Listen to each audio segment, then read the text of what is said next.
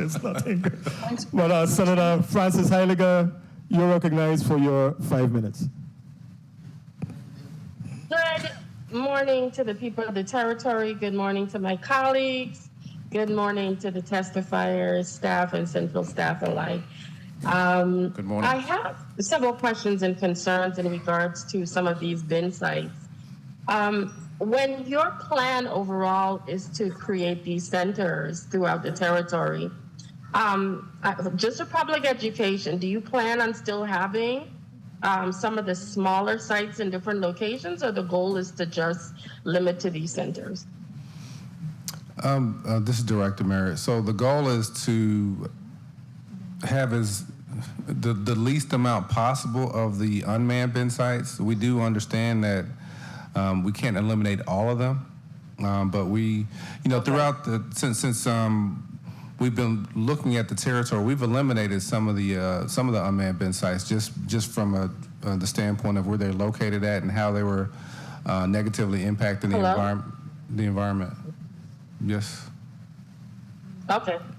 No, you kind of froze on my screen for a moment. Oh, okay. No, so yeah. The other question I wanted to ask, because the reason why I brought that up had to do with, because I know some of these neighborhoods are difficult when you have a lot of people traversing and moving around and walking to catch buses. They might not all have transportation to get to some of these centers.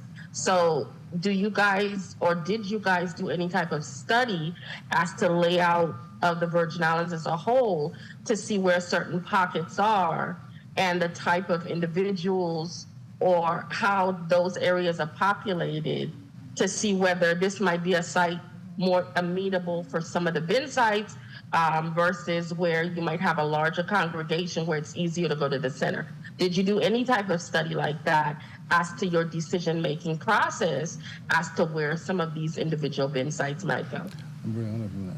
So when we looked at for instance, on St. Croix, you have it's relatively simple. You have three bin sites, and so we're just converting all of those to convenience centers to go along with Peter's Rest. Okay. St. Thomas is obviously a little bit more difficult because there's more bin sites. So what we try to do is look at areas that are, from a bin site perspective, that are bigger areas that would be more readily be converted to convenience centers. Now we have eliminated some of the unmanned bin sites on St. Thomas, but when we look at a bin site, we look at its proximity to another bin site, and like with these convenience centers, what we're doing is looking at where these proposed locations are and how they kind of interact with the smaller bin sites to see if it makes sense to eliminate them. Look at the distance to the bin site, and to your point, look at distance, look at the community it serves, and see if see what makes sense. That's why I said we're not going to. The plan is not to eliminate all of them, but just to make sure we minimize the amount of ones that we have, because of the fact that when you have an unmanned bin site, that's when they contribute to a lot more illegal dumping. Thank you. The other question I want to ask has to do with the funding of the heavy equipment. Did you guys make the necessary requests for that during the last budget hearings, or what is your plan for that? Well, there's some different funding mechanisms, like the ARPA funding. There's some funding associated with specialized equipment. There's some other grants that the waste diversion grant we could potentially get some equipment for. So we're using the grants or looking at the grants to get funding for equipment.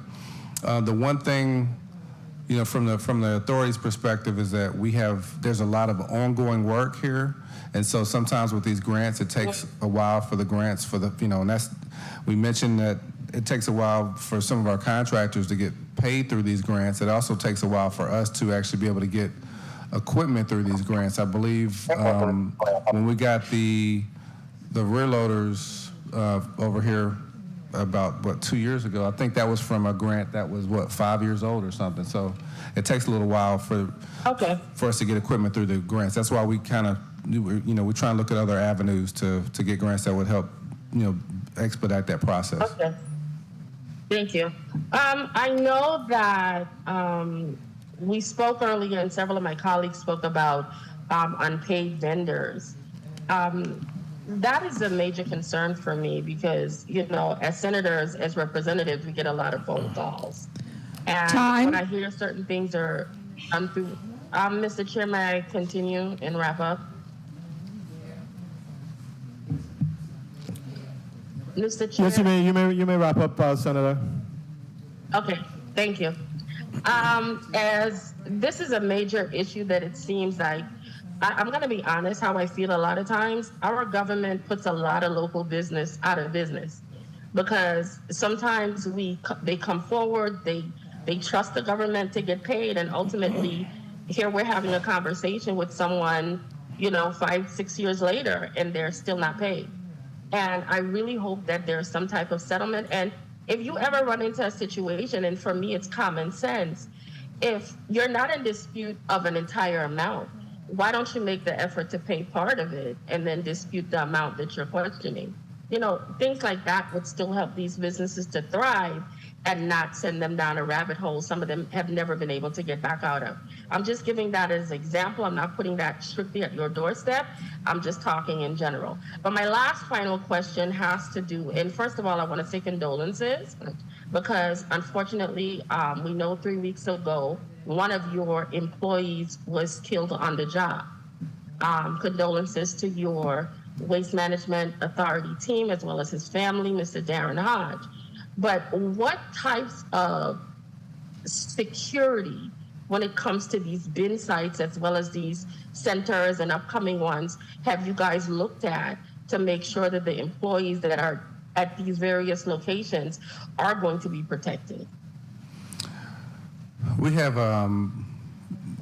I guess not to get too specific or detailed, we have our emergency management division and safety just looking at all authority operations just to make sure that we're doing our part to ensure our employees are safe.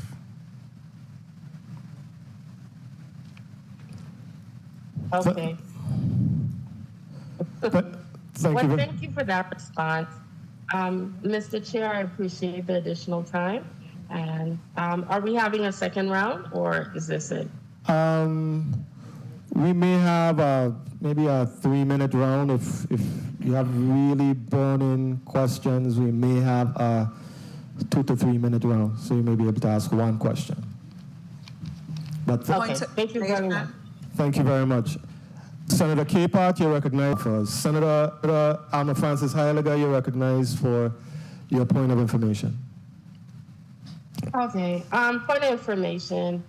I'm trying to figure out, I know through legislation that this body in the past has already given Waste Management Authority several avenues to collect funding through fees, et cetera. And so what are your stance on that, and what have you been doing with that authority that's already been vested in you? In addition, when it comes to those bags, I just want to know for clarity, because I have been one of those individuals that questioned about paying this additional fee. I heard my colleague speak to 5 cents in the District of St. Thomas, St. John. I've never heard anything less than 10 cents.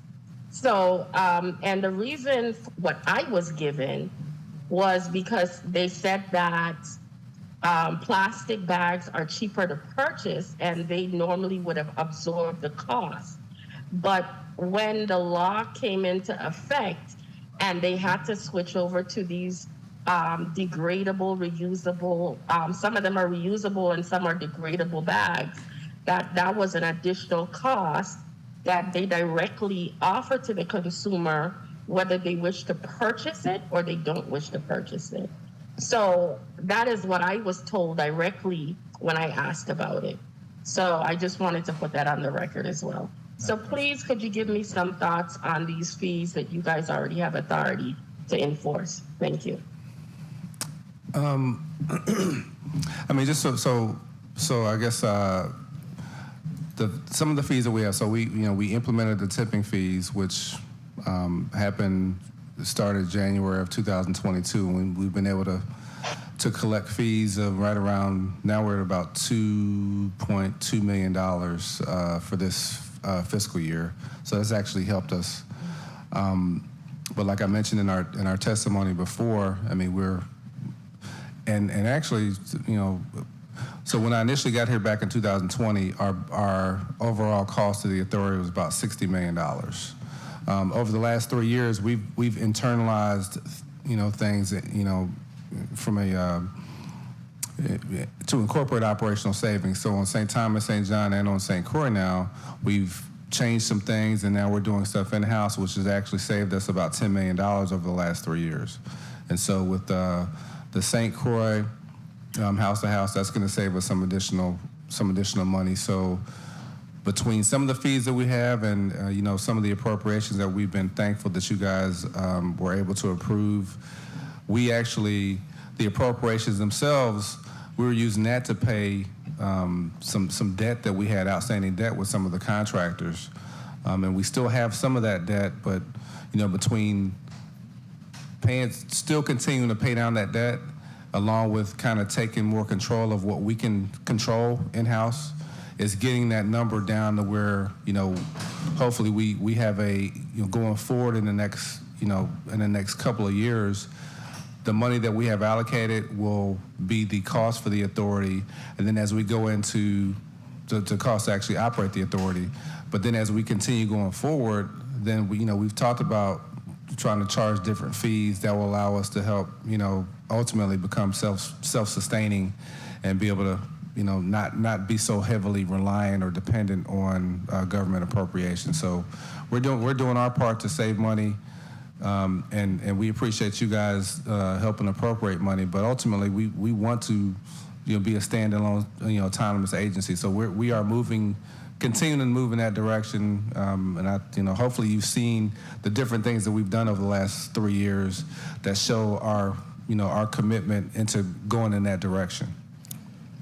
Thank you very much. Senator Francis. Senator Francis, you're recognized for your 6 minutes. Senator Francis, I'm sorry, Senator Francis. I'm sorry. Senator Alma Francis Heidegger. You see, I'm not seeing you anywhere. I'm not seeing you on the screen. Normally, when I see you, that's my cue that you're next. But you may proceed, and I'm hoping that your picture will come up on the screen. Oh, no. Is anybody seeing me? No, we're not seeing you. My camera's been on. We're not seeing you. Oh, wow. Okay, we're seeing you now. We're seeing you now. You can proceed. Okay. I was like, he missing me again. Okay, good afternoon to my colleague. Good afternoon to the testifiers, to the people of the territory. My first set of questions has to do with the composite polls, the composite polls.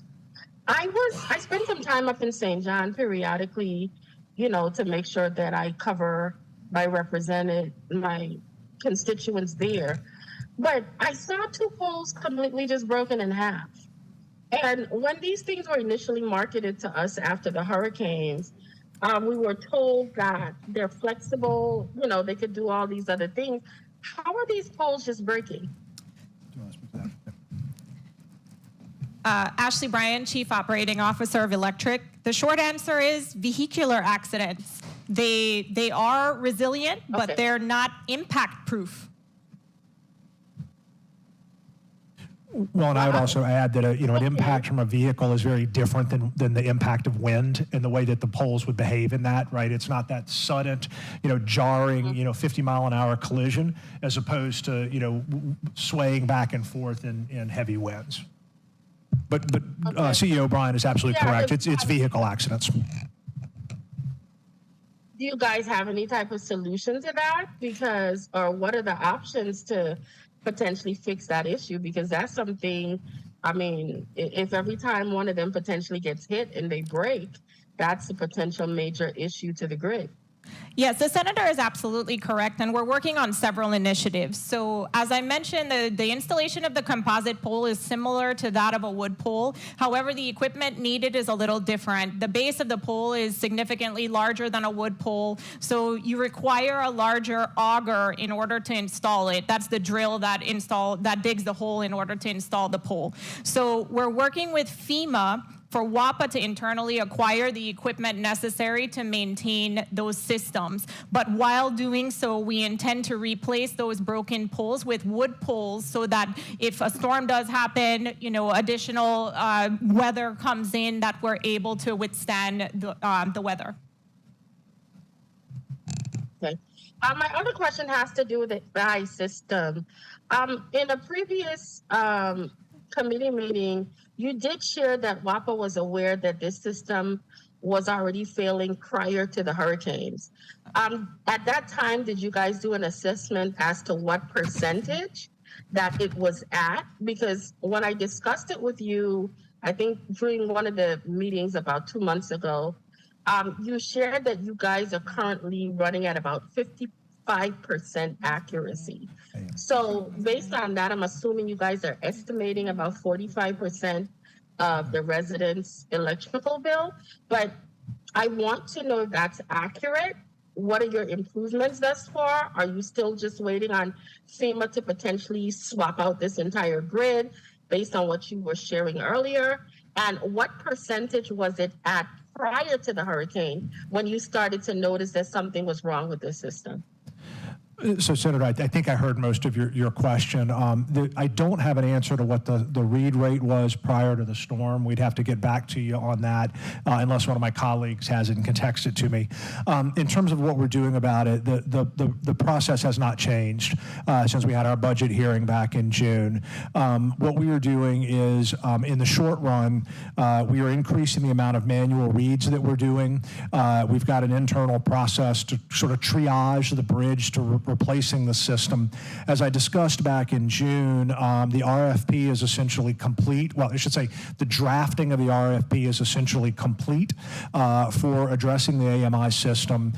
We are talking with FEMA about a prudent replacement grant for that replacement, which would get it to best in class. And so, that's moving forward. So really no change from the update I provided you. And I actually see one of my colleagues just replied that we were reading at about 90% prior to the storm. Sure to say that we didn't say it was failing prior to the storm. Okay, so it was off by about 10%. So right now, based on what you shared, it's at about 55%. What I want to find out, because I'm very, very much concerned, like my colleagues, as it relates to this brown water and how it's affecting not only the territory, but specifically our constituents on the island of St. Croix. What exactly, have you guys looked into potentially having this done as a state of emergency because it's affecting such a large portion of the population? Senator, that would be a question for powers above me. Well, I'm saying based on you looking at the amount of customers, it would ring an alarm with you as WAPA to potentially reach out. Because how many customers do you have that utilize the water service? So we have approximately 16,000 water meters territory-wide. There's approximately 9,500 on St. Croix, which is the district that's principally impacted, and a portion of those meters are impacted. Okay. And with all of those meters and multiply the amount of people living in each household or even utilizing those meters, I would constitute that as a major, major issue for this territory. And I hope whether it's through us or somebody reaching out, this is an emergency. You can't have people functioning with dirty water, rusted water. I look at the national news and I see how fiercely people push back against stuff like this, but it's almost like the order of the day here in the territory. We're working on it. We'll get to it. These are our issues, but the people are being affected. This is an everyday thing, and I can't even exclude myself because when I have gone to the faucet and I turn on and I'm seeing brown water, I'm not happy. And I'm a senator. So if I'm affected, can you imagine? And they always have this perception, you know, we get special treatment. We get, it doesn't work that way. I get the same brown water that I'm not happy about. And that's part of the reasons why I'm so passionate, because when things affect me and affect my neighbors and affect the constituents, and we're asked to be their voice in the Senate on their behalf, we have to actually look forward to seeing some changes done. And if we keep getting the same message, you know, it's disheartening. We want to see a change. We want to see it improve. We want to see a fix.